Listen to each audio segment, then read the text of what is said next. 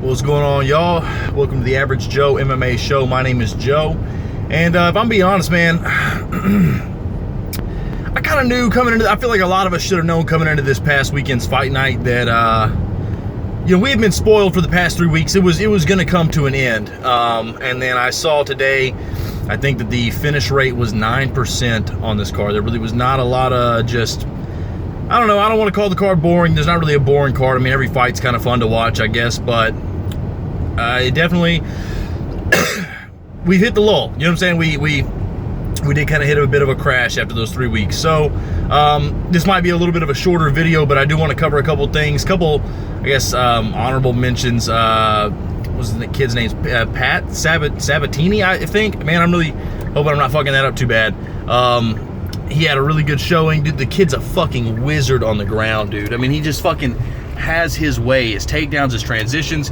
He looked really good. Who was the girl that beat Joanne Wood? I can't remember her name. Talia Santos? I might be making up a name completely, but I got a real feeling like her name might be Talia Santos. I don't guess I'd ever seen her fight before, or if I had, I didn't remember it. I think she's only got one loss on her record.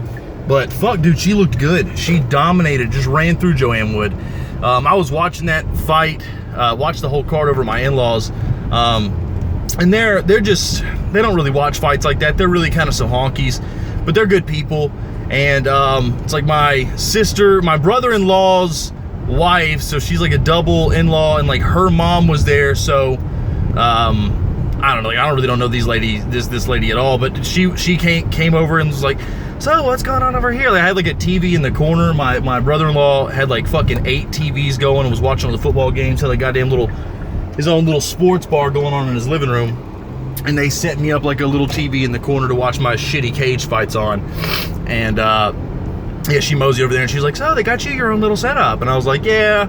And she started watching the fight. She's like, so you even watch the girls do this stuff? And I was like, I mean, yeah, like the chicks are just as good as the guys, you know? And I was just kind of, she stopped for a second to kind of talk about it, and she saw Joanne get put in that chokehold, dude, and she lost her fucking mind. She was like, oh my God. She like ran off in the kitchen, and I just kept hearing, she was like, that was disgusting. And her husband was like, what happened? And she was like, that poor girl was turning colors. And it's like, man, that wasn't even, maybe I remember the fight poorly, but that wasn't bad. That wasn't that bad at all, man. She could have seen when Jessica Rose Clark beat the fucking brakes off that girl like a week before her wedding, like broke her whole face up. I mean, there's a lot worse cases than she could have seen, but that one. So I don't know. That was a weird, stupid anecdote that I threw in the middle of there. But yeah, so I don't know, man. I guess the main things to talk. Adrian Yanez and Davey Grant. I need to rewatch that fight. I had seen some people arguing that the decision was bad. I saw that one judge, I think, gave it 3 rounds to Grant, so that was kind of weird. Again, I was watching it in the midst of all these different football games going on. I was drinking a little bit, hanging out with some family. But I feel like as I was watching it, I gave it, I thought 2-1 to Yanez, so I'll have to rewatch that one. But fuck, dude, that kid is looking good, and he's got I'd seen somebody make a comparison to Petr Yan, with just his sharp boxing and the way that he kind of downloads opponents almost. He kind of stalks guys down and learns more about him as the fight goes on. Yeah, so it'll be really interesting to see where they go with him now. I'm not sure if he was ranked going into that or what he was ranked.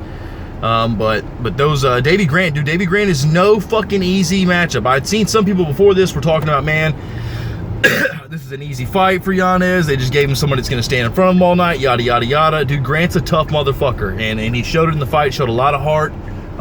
Great fight. I think that got fight of the night. I'm assuming it had to have. So yeah, moving past that, the co-main event, this one was tough to watch, dude. I'm a big Mike Chiesa mark, dude. I've loved Chiesa since The Ultimate Fighter Live.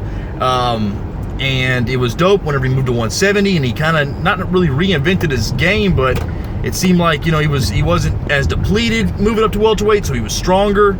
I don't know, man. It was crazy. It was crazy seeing. I mean, I knew that Sean Brady had all the abilities to beat Chiesa, but I thought that it was kind of going to play out more so on the feet for Brady, and then I thought that, you know, on the ground, I thought that it could be a toss-up. I know that Brady had mentioned coming into this that he didn't think that Mike Chiesa could defensively grapple very well, and I guess he kind of showed that in a way. The grappling was largely Brady. It was a lot of control. Honestly, Mike's best moments in the fight were on the feet when he rocked Brady in the third. So yeah, it's kind of crazy, dude, because that was a big disparage in the rankings. Was 14 for Brady, and Mike Chiesa was 6. So it's like, I don't know where the fuck either guy goes. I know they do the rankings every Tuesday. It's hard to imagine that Chiesa drops much farther down than, like, what, 10? You know, like, how do you? But Brady, you don't really put him immediately in the 6th spot. So I don't really know. I mean, the rankings are kind of bullshit anyway.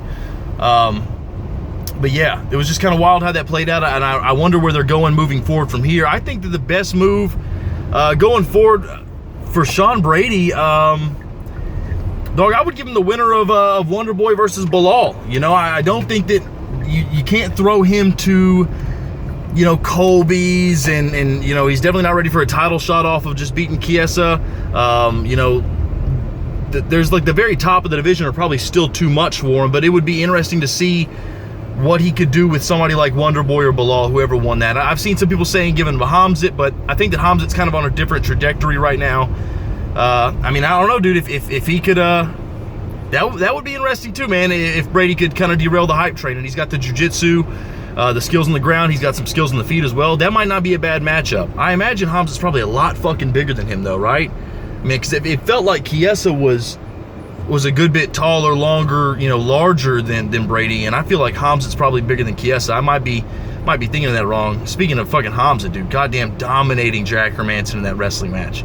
I know that Jack Hermanson's his style was Greco-Roman and not freestyle, so that was kind of tough coming into that. And I know that Hamzat's fought at middleweight before, so it's not like he's just a pure welterweight necessarily, but you've got to admit that even going into specialized rule sets, grappling only, and absolutely butt-fucking people that are fighting at a weight class ahead of him, that's nuts, dude. That guy's fucking dangerous. So yeah, fun fight with Sean Brady and Chiesa. I'll have to watch it back. I was a big fan of both guys, so I knew that I was going to be sad regardless of the outcome. I knew I'd be sadder if it was Chiesa losing, you know, and here we are. So yeah, the main event, dude, not a whole lot to say here, honestly. Ketlen Viera, man. I mean, she got it done. It wasn't just the most exciting fight. Ketlen, you know, she stuck a good jab in her face. By the end of it, man, it looked, I mean, by the look of Misha's face, I feel like you would have assumed that the fight was, I don't know, not more exciting than it was. I feel like you would have assumed more went on. I feel like as I was watching the fight, Misha's face, it didn't feel like a good representation of the fight that I saw, because I don't feel like, looking back on it, that Ketlen just went out there and beat her ass or anything. It just kind of seemed to be a pretty concise victory. I'd seen some people arguing about the scoring, so I guess maybe I'll have to rewatch that one again as well to try to see, you know, but I don't think there was, I mean, not a lot of people are up in arms about it being a bad decision. I feel like, if anything, more people are upset about DC kind of making it seem like it was closer than it actually was. So yeah, I really don't know where you go forward with Viera. I'd have to look at the rankings, I guess. I know that Miesha Tate was calling out Holly Holm beforehand. I feel like in a way, the loss almost, I don't know if it really helps her, but it's just, I don't know if that kills that idea. I kind of think that's where I would like to see her go next. I mean, I know that Holly's on a 2-fight win streak, but Misha's 1-1 in her last 2, so it's not like it's that much, you know, of a difference. And then on top of that, Holly hasn't fought since 2020, so I don't think that it's you know, the craziest thing to think that the two of them could meet up early next year or something, and kind of see where we go. I feel like, though, we can kind of all agree, Misha's title days are they're probably done. You know, I mean, after that performance, I don't think there was anything in there that really made us think, man, you know, she's doing just so much better than she was doing. You know, she beat Marion Renault.